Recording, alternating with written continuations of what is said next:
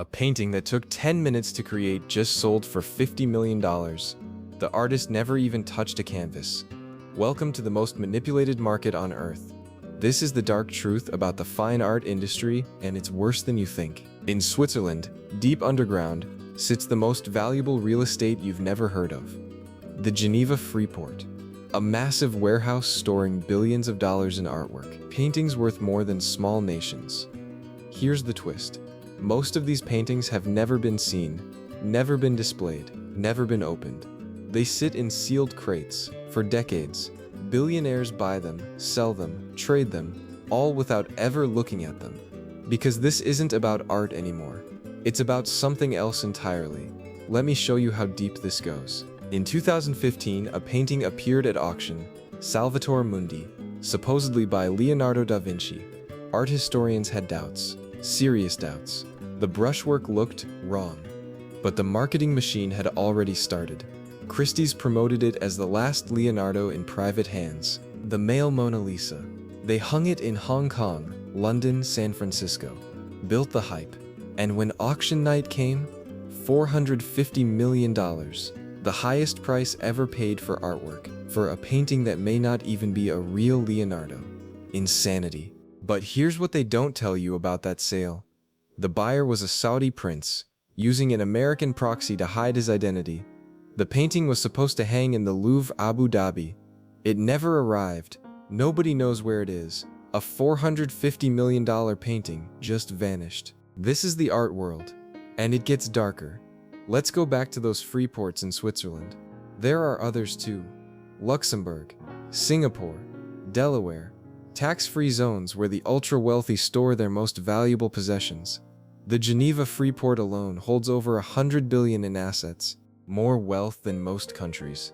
Paintings by Picasso, Monet, Rothko, sculptures, antiquities, all sitting in climate-controlled darkness, never to be enjoyed by human eyes. Why? Because the moment that art enters a country, it gets taxed. Sales tax, import duties, capital gains. But inside a free port, zero taxes. A billionaire in New York can sell a Monet to a billionaire in London. The painting never moves, just the paperwork changes. No taxes paid, no records filed, pure profit. This system was designed for one thing: tax avoidance. And the numbers are staggering. The global Freeport system helps billionaires avoid an estimated $8 billion in taxes every year. $8 billion. But tax avoidance is just the beginning. Let's talk about money laundering. Because art is the perfect vehicle for cleaning dirty money. Here's how it works. A criminal needs to legitimize $5 million in cash. Drug money, corruption, doesn't matter. Step 1, buy artwork with that cash through a shell company. Step 2, wait a year or two. Step 3, sell that artwork at auction through a different shell company. The auction house takes their cut. No questions asked. The money is now clean, legitimate, taxable income from an art sale. Impossible to trace. The Muhammad family perfected this system, one of the wealthiest art-dealing dynasties in the world. They own over 5,000 paintings, worth billions, most stored in Geneva's Freeport. In 2014, one family member was arrested in Monaco. Illegal gambling operation. Money laundering. The evidence? Hidden in his art collection. Paintings used as collateral for illegal bets, art as currency in the underworld. The family settled, paid a massive fine, but the collection? Still sitting in the Freeport, still operating. Now let me tell you about auction house manipulation. Christie's and Sotheby's, the two giants, they control 70% of the global art market, and they've been caught rigging prices multiple times. Here's their favorite trick, the chandelier bid. An auctioneer pretends to take bids that don't exist. Someone bids $1 million. The auctioneer points to the back. I have 1.2. Nobody actually bid, but it creates urgency, competition, FOMO. Prices climb higher than they should. This was standard practice for decades. In 2000, both houses were caught price fixing. They admitted to colluding on commission rates, paid a $500 million settlement. Did it stop? Not really, because the incentive structure is broken. Auction houses make money when prices go up, always. So they've created another scheme, the guarantee. Here's how it works. A seller wants to auction a painting, nervous about the price. The auction house says, "Don't worry, we guarantee 20 million minimum. If the painting sells for 30, everyone's happy. If it sells for 15, the auction house eats the 5 million loss." Sounds risky, right? Wrong. Because the auction house has already lined up a secret buyer, someone who agreed to buy it at a specific price before the auction even starts. The whole thing is theater. The public auction creates the illusion of fair market value. But the price was decided weeks ago in a private room. Yves Bouvier made hundreds of millions doing this. The Swiss art dealer known as the Freeport King, he convinced Russian billionaire Dmitry Rybolovlev to buy dozens of paintings. Told him he was getting fair market prices, but Bouvier was buying them cheaper, then marking them up. One painting, bought for 53 million, sold to Rybolovlev for 127 million.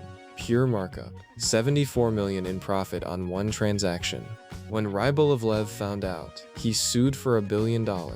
The case revealed how deep the manipulation goes. Secret commissions, hidden fees, fake valuations, all standard practice. Let's talk about artificial scarcity, because the art world runs on manufactured demand. Take street artist Banksy. Mysterious identity, subversive message, anti-establishment. His work used to be free, on public walls. Now, his paintings sell for millions. In 2018, one of his pieces sold at Sotheby's for 1.4 million. The moment the hammer fell, the painting self-destructed. A shredder hidden in the frame activated, tore the canvas to ribbons. Everyone gasped, but here's what happened next. The value doubled. That shredded painting is now worth more than 3 million.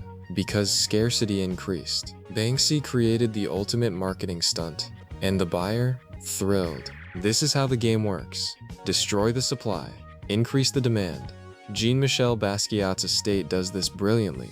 Basquiat died in 1988, at 27, left behind about 1,000 paintings. His estate controls the authentication committee.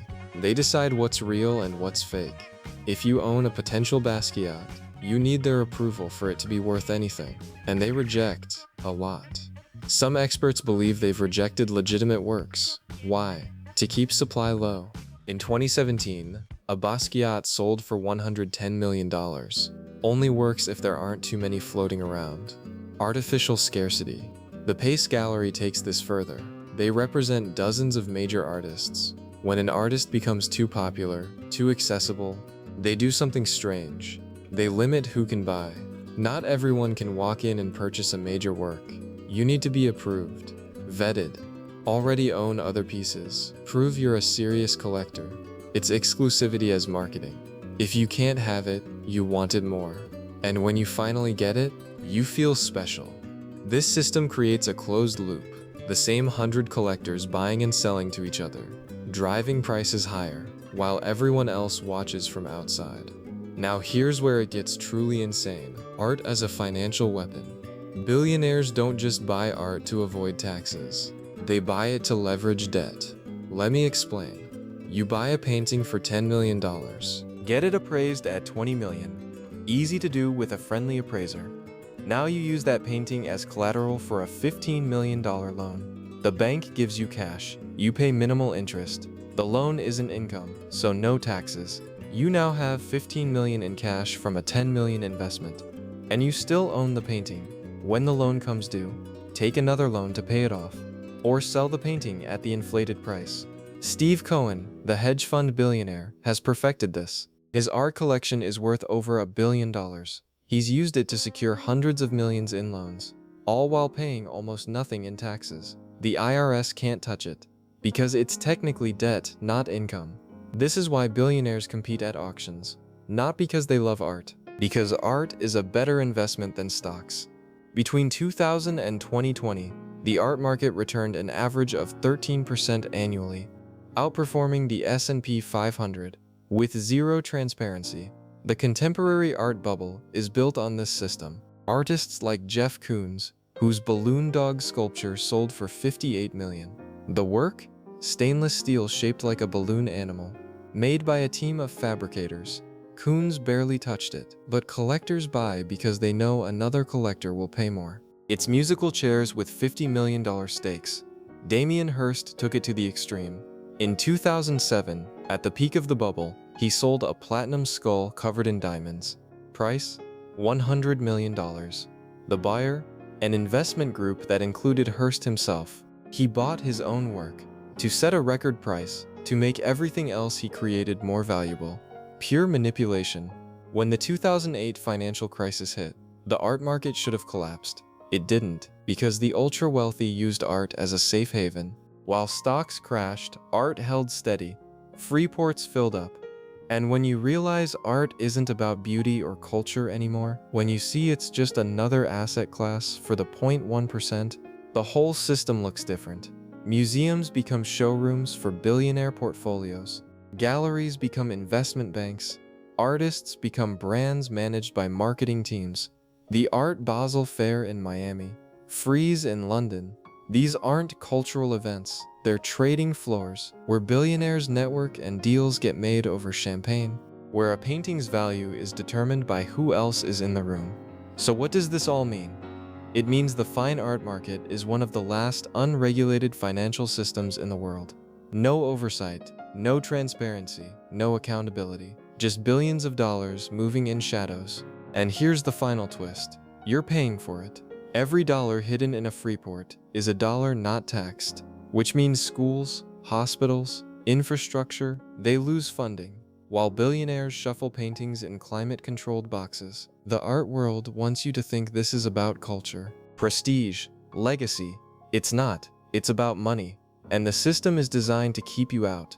So next time you see a headline about a painting selling for tens of millions, ask yourself, who's really buying? And more importantly, why? Because in the world of fine art, nothing is what it seems. And that painting worth $50 million? It's not really about the art at all.